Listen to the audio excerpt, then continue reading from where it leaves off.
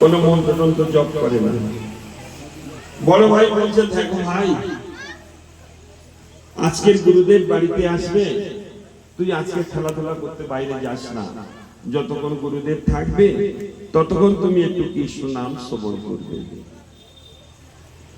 তারপর গুরুদেব এসছে, আর ঠিক ওই ছোট ভাই তার খেলার বন্ধুরা এসে ডাকছে, আসো চলে যাচ্ছে। দাদা ছুটে গিয়ে ধরেছে হাতটা, আমি তোকে বললাম না আজকে গুরুদেব আসবে বাড়িতে, কত সুন্দর কথা হবে কৃষ্ণ কথা, তুই আজকে যাস না, তাও চলে যাচ্ছিস। একদম হাত করে করে আর বলছে যে আমার কৃষ্ণ কথা ভালো লাগে না বলে হাত ছড়িয়ে পালিয়ে গেলেন। জোর করে কাউকে কি ধর্ম করানো যায়? কিছুদিন পরে বৃদ্ধ হয়ে গেছে, দাদাও মারা গেছে, পরে ওর মৃত্যুর দিবস। মৃত্যুর সময় মা যম মহারাজ যারা হরিনাম করে না তাদের যম নিয়ে যায়, আর যারা হরিনাম করে, যাদের কণ্ঠী তুলসীর মালা আছে গলাতে, আর যাদের তিলক ধারণ আছে, এইগুলো দেখলে যম মহারাজ তাদের প্রণাম করে চলে যায়। আর মুখে যারা কৃষ্ণ নাম করে তাদের গোবিন্দের দুধ আসে, যার নাম বিষ্ণু দুধ। অপরাধী নিয়ে যাওয়ার জন্য যমের দুধ, আর কৃষ্ণ নামকারীদের নিয়ে যাওয়ার জন্য বিষ্ণু দুধ। আপনারা একটু জানেন যে অজামিল পাপী ছিল, নামাভাসে চলে গেল, পুত্রকে ডাকিয়া নারায়ণ। ভগবান নারায়ণের ডাকেনি। যম যখন এসছেন দুধগান, তাদের বিকট দেখতে দেখে ভয় পেয়ে কাঁদছে, তার পুত্রকে ডাকছে, হে নারায়ণ, হে নারায়ণ, তুমি এসো আমাকে বাঁচাও এদের হাত থেকে। ছেলের নাম নারায়ণ। যাই হোক, ওদিকে আর বলছি না। সেই যে ছেলেটা মারা গেছে, তাকে নিয়ে যম মহারাজ চিন্তায় পড়ে গেছে। যমের দুজন ভৃত্য ছিল, আছে এখনো বেঁচে, ওরা মরেনি। একজনের নাম চিত্র আর একজনের নাম গুপ্ত। চিত্র মানে ফটো, আর গুপ্ত মানে গোপন ভাবে। মা বাড়িতে নেই, এইবার যা কিছু আমি অন্যায় করতে পারি, মা রান্না করে রেখে দিয়েছে, ঢাকা দিয়েছে, মিষ্টি দেওয়া আছে, বড় রাজভোগ চারটে লুকিয়ে লুকিয়ে ঘরে দরজা বন্ধ করে খেয়ে নেওয়া। ও ঠিক জানতে পারবে, গোপন ভাবে ফটো উঠে যাবে। তার নাম চিত্রগুপ্ত। আপনি উপোস করেছেন, একটা কথা আছে না, জলে ডুবে জল খাওয়া, নদীতে চান করতে গিয়ে তখন উপবাস করেছেন, কেউ জানতে পারবে বলে ওখানে দুটো খেয়ে ফেলেছেন, সব জানতে পারবে। হেভি পাওয়ারফুল ক্যামেরা, জানেন আপনি ঘরে মধ্যে থাকলে বাইরে থেকে আপনার ধরা পড়ে যাবে সেই ক্যামেরায় আপনি কি করছেন অন্যায়।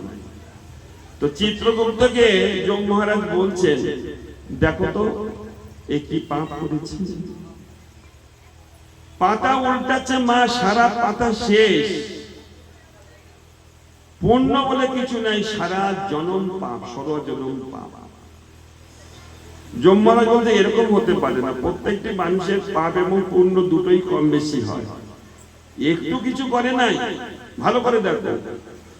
ফের আবার প্রথম থেকে শুরু করেছে। দেখছে যে শিশুকালে অনিচ্ছা সত্ত্বেও, ওই যে বলেছিলেন যে আমার কৃষ্ণ নাম ভালো লাগে না, এই যে আমার কৃষ্ণ নাম ভালো লাগে না, কৃষ্ণটা উচ্চারণ করে তবে তো বলতে হয়েছে নাকি? ওই যে মুখে এসে গেছে আমার কৃষ্ণ নামটা ভালো লাগে না। কৃষ্ণ নাম সুধা ওগো ভালো নাহি লাগে, বিষয় সুখেতে ভোর। সব কথা ভালো লাগে, কৃষ্ণ নাম ভালো লাগে না। তো বলছে, হে যম মহারাজ, একবার অশ্রদ্ধায় কৃষ্ণ নাম নিয়েছিল, আপনি কি বিচার করবেন? যম মহারাজ তখন করলেন, ঠিক আছে, ওকে একদিনের জন্য স্বর্গে পাঠাও, আর অনন্ত কাল ওর নরক ভোগ করতে হবে, দুঃখ কষ্ট পেতে হবে।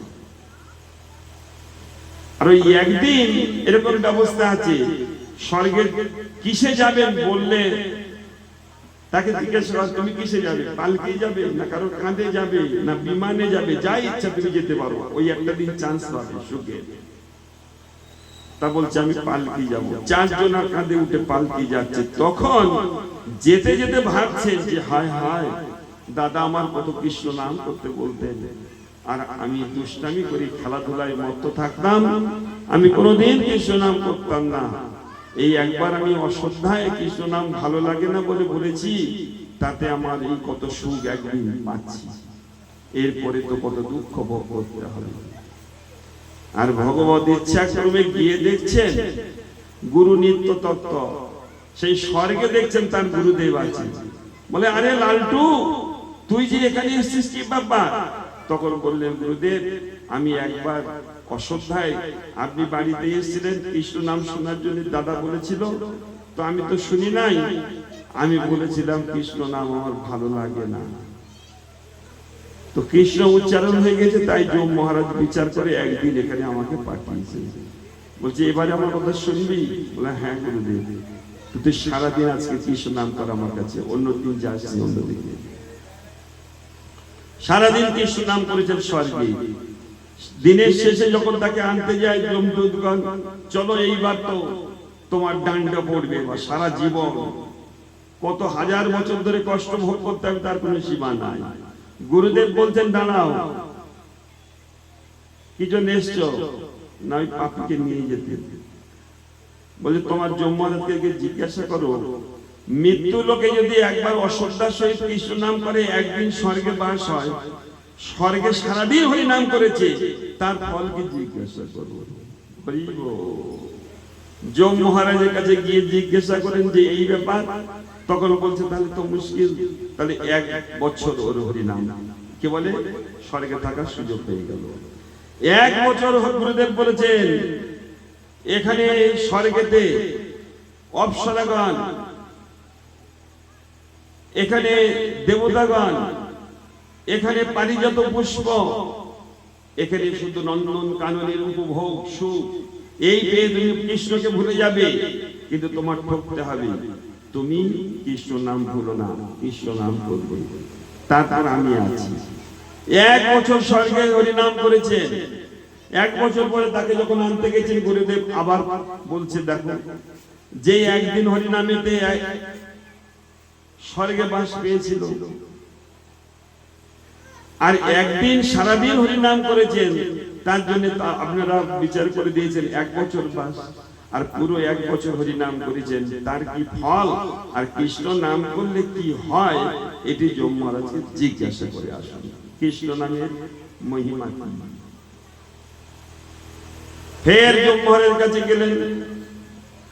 যম মহারাজ বলছেন আরে কৃষ্ণ নাম করলে জীবের কল্যাণ হয়, কিন্তু কৃষ্ণ নামের ফল ওটা আমার জানা নাই, কৃষ্ণ নাম করলে যে কি হয়, তাহলে কি হবে? বড় চিন্তায় পড়ে গেলেন, আর বিচার হচ্ছে না, তো কে জানে, তাহলে চলুন যাই পঞ্চমুখে রাম নাম কৃষ্ণ নাম জপ করে শিব ঠাকুর, শিবের কাছে যাই। শিবের কাছে তখন ওই পাপীটাকে নিয়ে আর গুরুদেব আর যম মহারাজ তিনি নিয়ে হাজির। শিব বলছে কি ব্যাপার, কি জন্য এসছো? না প্রভু আপনি বলুন কৃষ্ণ নামের মাহাত্ম্য কি। কৃষ্ণ নাম করে আমি খুব আনন্দ পাই, কিন্তু কৃষ্ণ নামের মাহাত্ম্য আমারও জানা নাই। সর্বনাশ, কে জানে তাহলে? ওখান থেকে শিবলোক থেকে চলে গেলেন ব্রহ্মলোকে। ব্রহ্মার কাছে গিয়ে জিজ্ঞাসা করছেন যে প্রভু আপনি কৃপা করে বলুন কৃষ্ণ নামের মহিমা কি। ব্রহ্মা তখন বলছেন আমি সৃষ্টিকর্তা, ভগবান আমাকে দায়িত্ব দিয়েছে সৃষ্টির, কৃষ্ণ নাম করলে আমাদের কল্যাণ হয়, কিন্তু কৃষ্ণ নামের মহিমা যে কি আমার জানা নাই। তাহলে এক কাজ করা হোক, চলো আমরা সকলে মিলে যার নাম তার কাছেই যে জিজ্ঞাসা করি, একদম সব সমাধান হয়ে যাবে।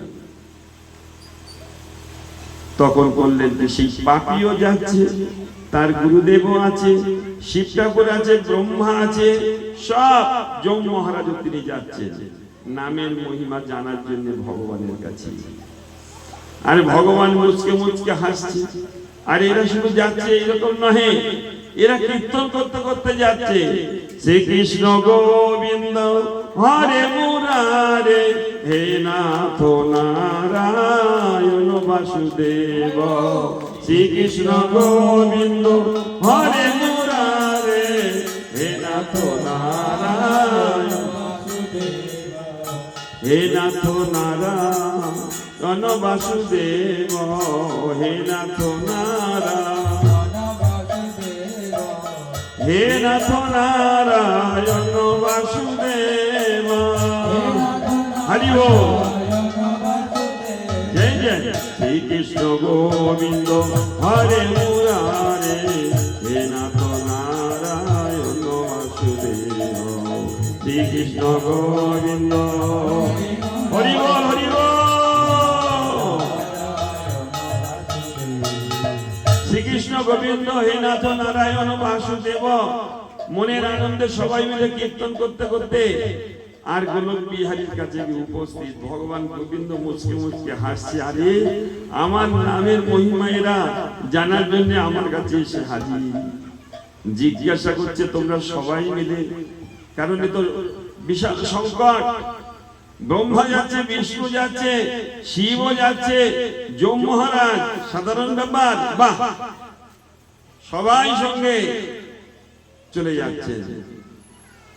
তো যাই হোক, কৃষ্ণ জিজ্ঞাসা করছে কি খবর তোমাদের? ব্রহ্মা বলছে প্রভু দেখুন, এই পাপীকে নিয়ে আমরা খুব সংকটে পড়ে গেছি। এ এত মহাপাপী মহাপাপী। আর এই যম মহারাজ তাকে বলেছেন যে একবার অশ্রদ্ধার সহিত আপনার নাম নিয়েছে তো একদিন স্বর্গে বাস। আর এর গুরুদেব বলছেন যে যদি একবার হরিনামে স্বর্গবাস হয় আর সারাদিন স্বর্গে হরিনাম করেছে তার কি ফল? তো আমি 1 বছর দিয়েছি প্রভু। এবার 1 বছর সে জপ করেছে, তারপরে আনতে গিয়েছে, তার গুরুদেব বলছেন আপনার নামের মহিমা কি? তা প্রভু আমরা তো জানি না আপনার নামের মহিমা। কৃষ্ণ তখন বলছে তুমি এখনো তোমরা বুঝতে পারো নাই? তো বলছে না, দেখো ছলে বলে কৌশলে তোমাদের শুদ্ধ আর ওই পাপী কোথায় এসছে? এটা নেই তো আপনার লোক, কৃষ্ণ লোক। তাহলে পাপীর সাধ্য আছে 1000 বছর তপস্যা করেও আমার কাছে আসতে পারবে? আমার নামের ফল হলো আমাকে পাওয়া, প্রাপ্ত হওয়া। কৃষ্ণ মন্ত্র হইতে হয় সংসার মোচন, কৃষ্ণ নাম লইতে পায় শ্রীকৃষ্ণ চরণ। নিতাই গৌর প্রেমানন্দে, জয় ভগবান শ্রীকৃষ্ণ কানাইয়া লাল কি, ভগবান কৃষ্ণ কানাইয়া লাল কি। তাহলে বুঝতে পারছেন কৃষ্ণ নামের কিরকম ফল। একটু আগে রাম নামের ফল বুঝলেন? হ্যাঁ, এইরকম কৃষ্ণ নাম, রাম নামের মহিমা। আচ্ছা, এই রাম নাম কৃষ্ণ নাম কে শুনেছিল? একটু আগে বললাম, সেই যে চোর। চোরের কথা তো শেষ করি নাই এখনো। চোর বৃন্দাবনে উপস্থিত হয়েছে আর কৃষ্ণকে দর্শন করার জন্য চেষ্টা করছেন, কিন্তু কৃষ্ণ দর্শন তো সহজে মেলে না। গুরুদেবের মুখ থেকে পাঠে শুনেছেন তিনি প্রতিদিন গোচারণে যান, আর মা যশোমতী তার অলকা তিলকা দিয়ে সাজিয়ে দেয়, সোনার অলঙ্কার আদি সুসজ্জিত করে দেয়। আর সেই সমস্ত পরিধান করে শ্রীদাম সুদাম সুদাম সুবল সখার সহিত ভগবান শ্রীকৃষ্ণ তিনি গোচারণে যান।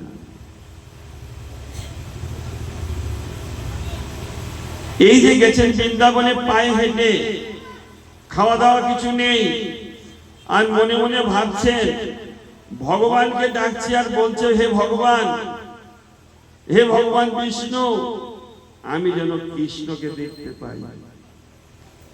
কৃষ্ণকে দেখতে পেলে কৃষ্ণের যে অলংকার গুলো আছে আমি চুরি করে নেব। আর প্রভু তুমি তো সব জানো, আমার 4টি মেয়ে আর আমি কত দরিদ্র। এই অলংকার চুরি করলে আমার আর কোনোদিন চুরি করতে হবে না, তখন আমি হরিনাম করতে পারবো। নিতাই গৌর প্রেমানন্দে, তাহলে ভগবানের ডাকছে ভগবানের অলঙ্কার চুরি করার জন্য, হ্যাঁ? কিন্তু খুব ক্ষুধা, চোখে আর দেখতে পাচ্ছেন না, কানে আর শুনতে পাচ্ছেন না, গো গো করছে, কদিন না খেয়ে থাকা যায়? তখন আকুলিত ব্যাকুলিত খুব ক্রন্দন আসছে, হে গোবিন্দ, হে কৃষ্ণ, হে যাদব, হে মাধব, হে কৃষ্ণ, হে জনার্দন।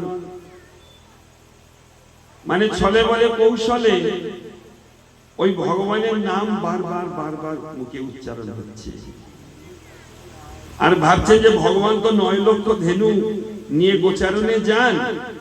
দেখি তাহলে একটি বৃক্ষের উপরে চড়ে গেছে, বৃক্ষের উপরে চড়ে গিয়ে দেখছেন দূর থেকে মেঘের ন্যায়, কারণ 9 লক্ষ ধেনু আসবে মানে বুঝতে পারছেন তো, আর তার পায়ের খুঁড়েতে সব ধুলি উঠছে, মেঘের ন্যায়, সাদা মেঘের ন্যায় আসছে।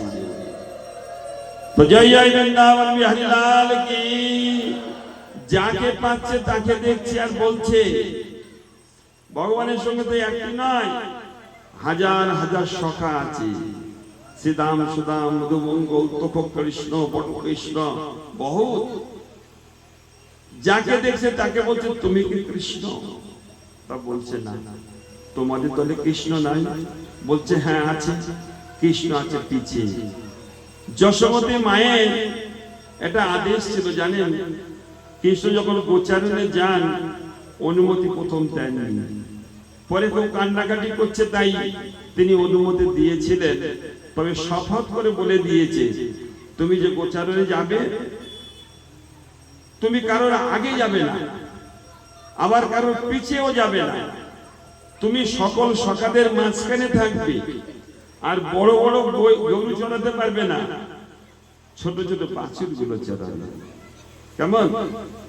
ছোটি ছোটি গাইয়া ছোটে ছোটে গোয়াল, ছোট সমেরো মাদেনু গোপাল, ছোটি ছোটি গাইয়া। জয় শ্রী রাধে। একটু হাত উঠান সবাই, জোরে জোরে হাততালি। ছোটি ছোটি গাইয়া ছোটে ছোটে গোয়াল, ছোট সমেরো মাদেনু গোপাল।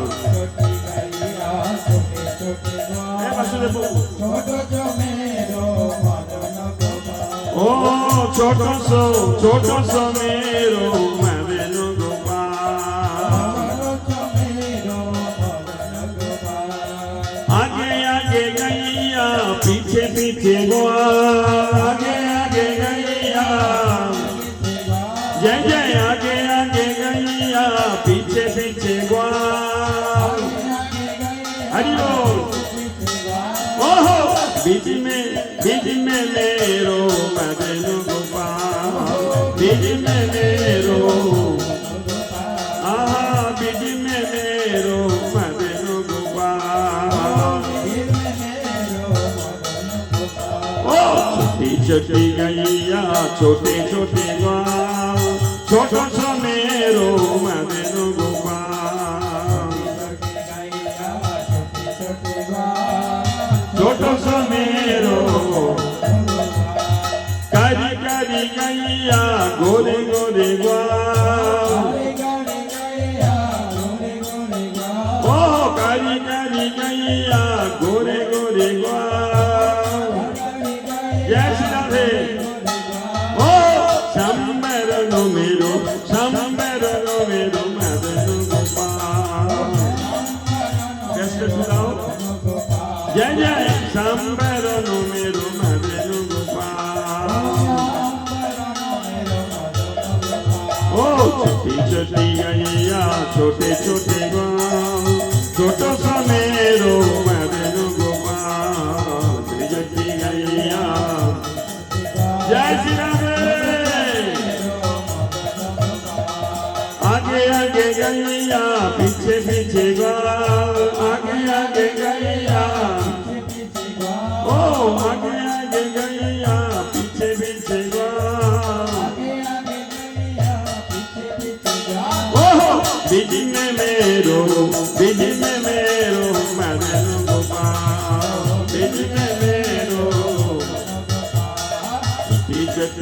लगटी छोटे छोटे हाथ छोटे छोटे लगटी ओ बंसी बजावे मेरो मदन गोपाल बंसी बजावे मेरो ओ बंसी बजावे मेरो मदन गोपाल छोटी छोटी सखिया मधुबन जय जय छोटी छोटी सखिया मधुबन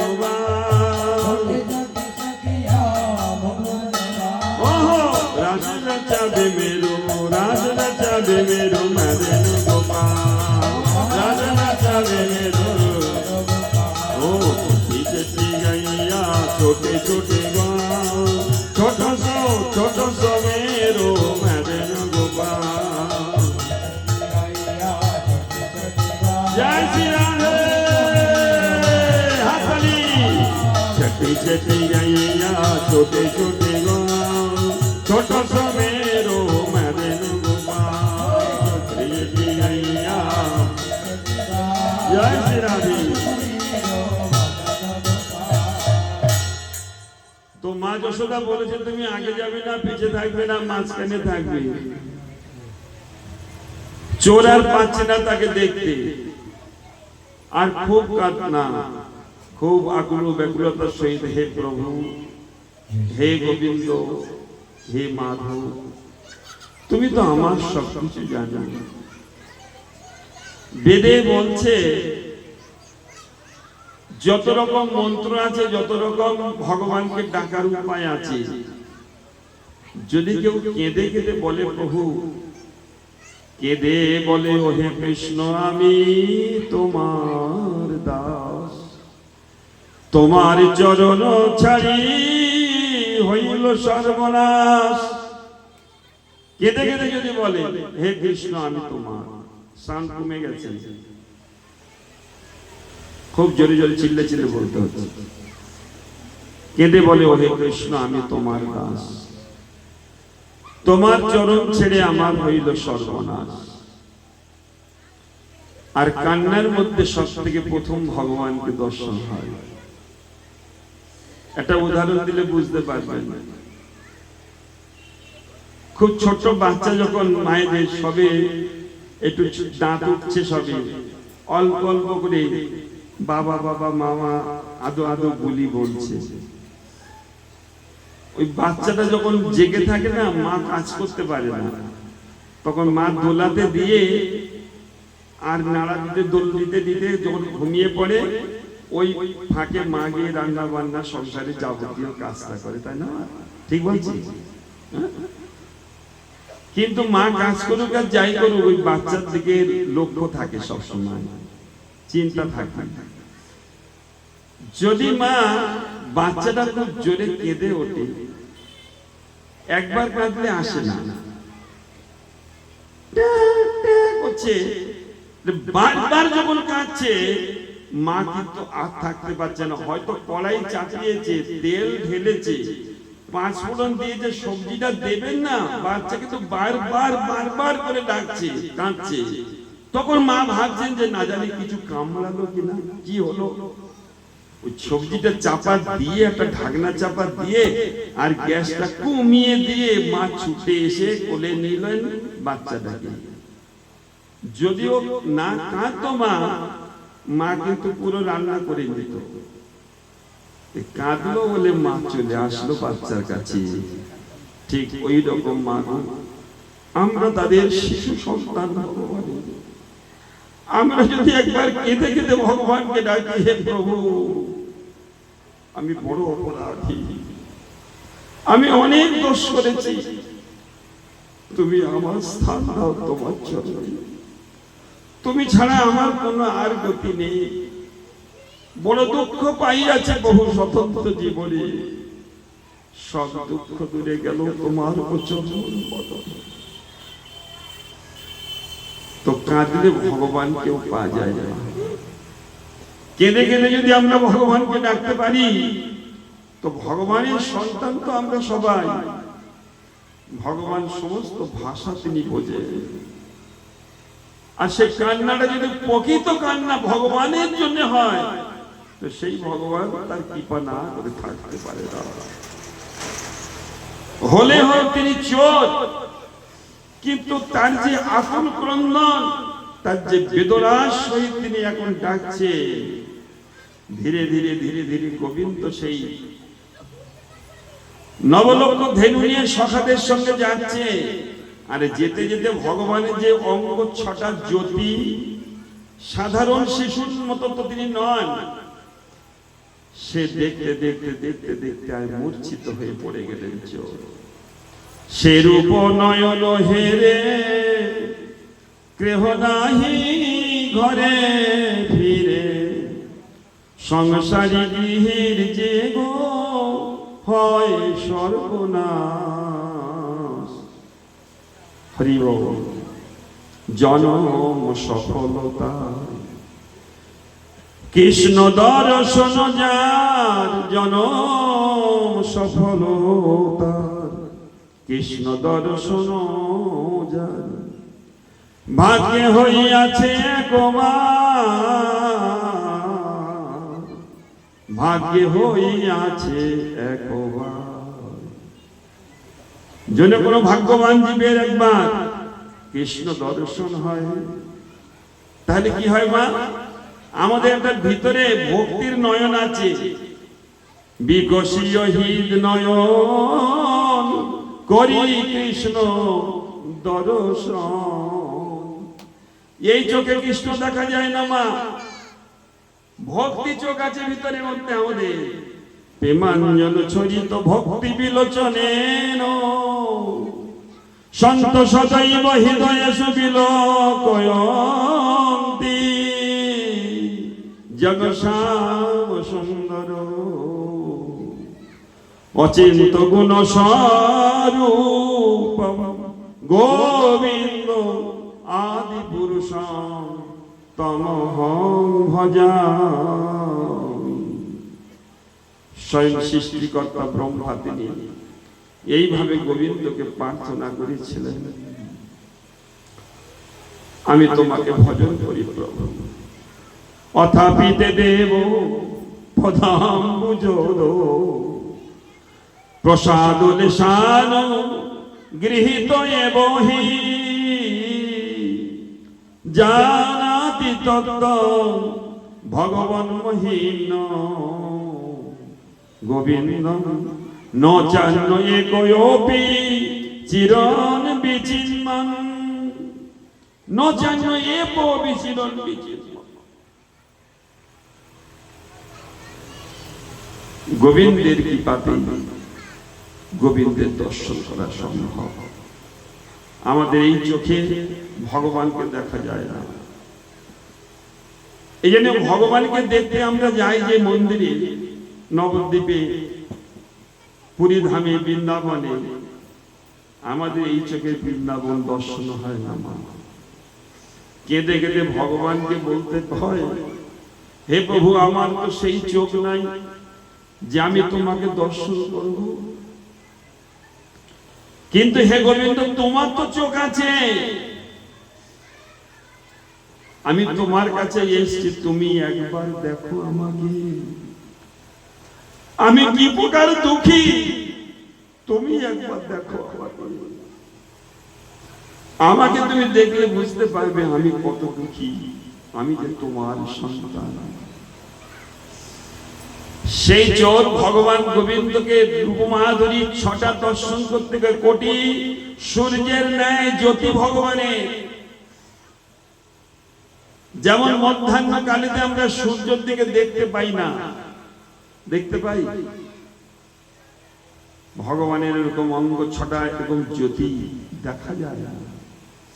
মূর্ছিত হয়ে পড়ে গেলে আর ভগবান করুণার সিন্ধু, তিনি সেই চোরের মস্তক থেকে গায়ে হাত বুলাচ্ছেন, ওঠো ভক্ত ওঠো,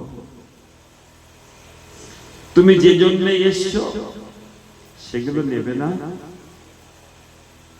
আমার এই অলঙ্কার নেওয়ার জন্য তুমি এসছো না, এই নাও তোমার। বলছে আর ভগবান তার মস্তকের মুকুট, গলার হার, হাতের যে সমস্ত অলংকার আদি রাজপুত্র ভগবান শ্রীকৃষ্ণ, নন্দন শ্রীকৃষ্ণ তিনি খুলে দিয়ে দিচ্ছেন তাকে। আর চোর তখন কাঁদতে শুরু করে দিলেন, না প্রভু, তুমি আর একটু আমাকে দিও না।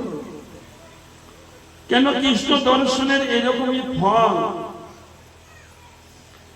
কি ফল মা? কৃষ্ণ বলে আমায় ভজে মাগে বিষয় সুখ, অমৃত ছাড়ি বিষ মাগে এ বড় মূর্খ। একদিকে বিষ আছে, একদিকে অমৃত আছে। যদি কেউ অমৃত বাদ দিয়ে বিষ মাগে সে মূর্খ নয় কি? সংসারের টাকা পয়সা, অর্থ করি, যাবতীয় জিনিস ভগবানের কাছে যদি আমরা এইটা চাই, আর যদি ভগবানকে না চাই, তাহলে মূর্খ ছাড়া সে কি বলবো? কিন্তু কৃষ্ণ বলে আমায় ভজে মাগে বিষয় সুখ, অমৃত ছাড়ি বিষ মাগে এ তো বড় মূর্খ। কিন্তু আমি বিজ্ঞ, এই মূর্খের বিষয় কেন দিব? সচরণামৃত দিয়ে আমি এর বিষয় ভুলাইব। নিতাই গৌর প্রেমানন্দে। আমি আমার চরণামৃত দিয়ে এর বিষয় ভুলিয়ে দেব, আর সেগুলো চাইবে না। চোর এতক্ষণ শুধু ডাকছিল ভগবানকে কৃষ্ণের অলংকার আদি যা কিছু চুরি করে নেওয়ার জন্য, কিন্তু যেই দর্শন হয়ে গেল তখন সে কি বলছে? না প্রভু, তুমি তোমার চরণে স্থান দাও, আর আমাকে এগুলো দিও না প্রভু, দিও না, দিও না প্রভু, তুমি দিও না কিছু, তুমি আর কিছু দিও না আমাকে, সব কিছু পাওয়া যাবে প্রভু যদি পাই চরণ তোমার। গোবিন্দের চরণ পেলে আর কিছু বাকি থাকবে না, সব পাওয়া যাবে। তো জনম সফলতার কৃষ্ণ দর্শন যার ভাগ্যে হইয়াছে একবার, যার ভাগ্যে একবার কৃষ্ণ দর্শন হয়ে গেছে, ভিতরের বিকশিত হৃদয় করছে কৃষ্ণ দর্শন, ছাড়ে জীব চিত্তের বিকার। আচ্ছা, আমার কিছু থাকলো না, ভগবান সব খুলে দিচ্ছে না, সে বলছে আমি আর কিছু নেব না, আমি তোমার চরণ ছাড়া আর যাব না। এর আগে চিন্তা ছিল আমার মেয়ে আছে, আমার সংসার আছে, সংসার কি করে চলবে? আচ্ছা বলুন, সকল জন্মে আমাদের পিতা মাতা পুত্র সন্তান সবই ছিল। আগের জন্মের যে সমস্ত আপনাদের পরিবারের সঙ্গে কারো যোগাযোগ আছে? আগের জন্মের পিতা মাতা আপনার খোঁজ নেন না আপনি তাকে খোঁজ নেন? সম্পর্ক মৃত্যুর পরে সব শেষ হয়ে যায়। এইরকম 84 লক্ষ জনই আমরা পরিভ্রমণ করছি মা। এই মিছে আমার কাতব কান্তা কষ্টে পুত্র সংসার বিচিত্র কুশতং বা কুতয়াত ততর চিন্তয়াত দিতং ভাব। আমরা কি কোথায় ছিলাম? কে আমি কোথায় ছিলাম? কি করিতে আমরা হেতাই এলাম? কি বা কাজ বা আমরা করে গেলাম? পাবে কি সুখ জীবনে? একবার ভাবো মনে, অমন তুমি একবার ভাবো মনে।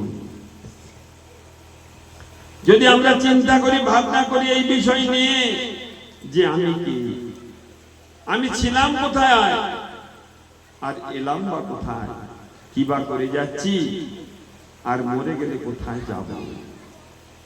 যদি পাপ করি তো নরক যন্ত্রণা অবশ্যই ভোগ করতে হবে। আমার জন্য হাজার হাজার দুঃখ কষ্ট পড়ে আছে। এই মুখ কৃষ্ণ নাম করার জন্য পেয়েছি। এই মুখে যদি কৃষ্ণ নাম আমরা না করি, পরের জন্মে আর মনুষ্য জন্ম পাওয়া যাবে না। ধর্মে নহিনা পশু বিষমানা। মনুষ্য জন্ম লাভ করে যারা কৃষ্ণ নাম, হরি নাম, গোবিন্দের পূজা যারা করে না, পরবর্তীকাল তারা মনুষ্য নিকৃষ্ট জন্ম পাবে। কৃষ্ণ নাম ভজসী, আর সব কি বলছে নিচে, পলাইতে পদ নাই, জমাছে পিছে। এগুলো আমরা জানি, কিন্তু এমন মায়া, কৃষ্ণ নাম করতে পারছি না।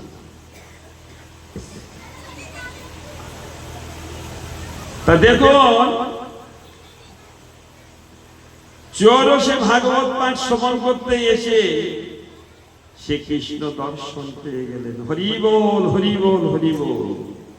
আর যারা ভক্তি শ্রদ্ধার সহিত এখানে বসে এই ভাগবত কথা শ্রবণ করছেন, তাদের কি হতে পারে বুঝতে পারছেন? এই ভাগবত বিষয়ে আমি বলি, ভাগবত সাধারণ বস্তু নহে। ভাগবত দুই প্রকার। এক ভাগবত এই ভাগবত শাস্ত্র, আর এক ভাগবত ভক্তি রস পাত্র। দুই ভাগবতের দ্বারা দিয়ে প্রেম রস, দুয়ের দ্বারায় জীব হয় বশ। তাই গৌর প্রেমানন্দে। একটি হলো ভাগবত শাস্ত্র, আর একটি হলো সাধু সন্ন্যাসীগণ, তাদের বলা হয় ভাগবত। ভাগবতে যা আছে সাধুদের হৃদয়ে তাই আছে। অনেক সময় ভাগবত পড়ে আপনি অনেক কথা উদ্ধার করতে পারবেন না, কেন সংস্কৃত জ্ঞানটা বর্তমান যুগে আমাদের অনেকের কম আছে। ভাগবত পাঠ করেও সমস্ত বুঝতে পারি না আমরা, একটার আর একটা অর্থ করে ফেলি।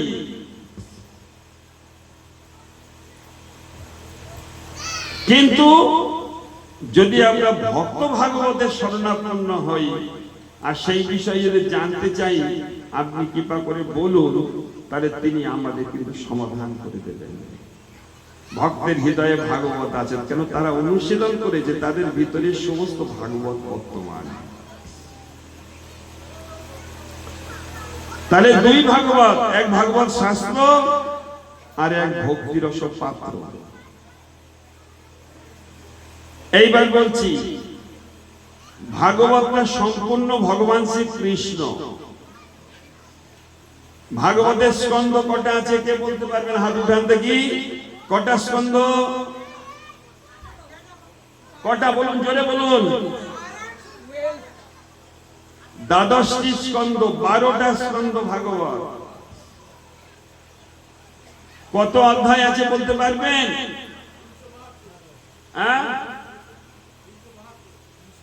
800?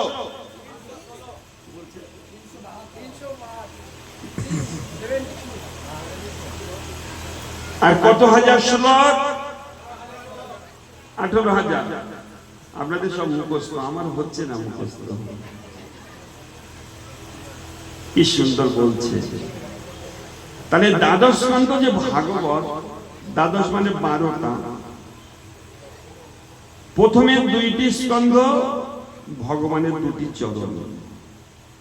পদ্মপুরাণে বলছে, ভাগবতের বন্দনা করে বলছে, পাদৌ যদিও প্রথম দ্বিতীয় তৃতীয় চতুর্য তথিতং যদুরু নাভিস্তথা পঞ্চময়ে ষষ্ঠম ভোজান্তরম দূর যুগলং স্তথর কণ্ঠস্থ রাজন্য নবম যুদেয়ৈ মুখার বিন্দম দশম প্রফুল্লম একাদশ যস্য লল্লাটপট্টম শিরোপীতু দ্বাদশ এব ভাতি। কিছু বুঝতে পারলেন? পাদৌ যদিও ভগবানের দুইটি চরণ, দুটি স্কন্ধ, প্রথম এবং দ্বিতীয়, তৃতীয় চতুর্থ দুইটি স্কন্ধ ভগবানের মূল দেশ।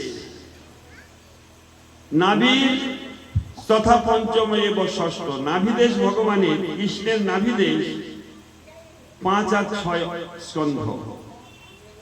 ভুজান্তরতম যুগলম সতন্ন, সপ্তম এবং অষ্টম ভগবানের ভুজ যুগল।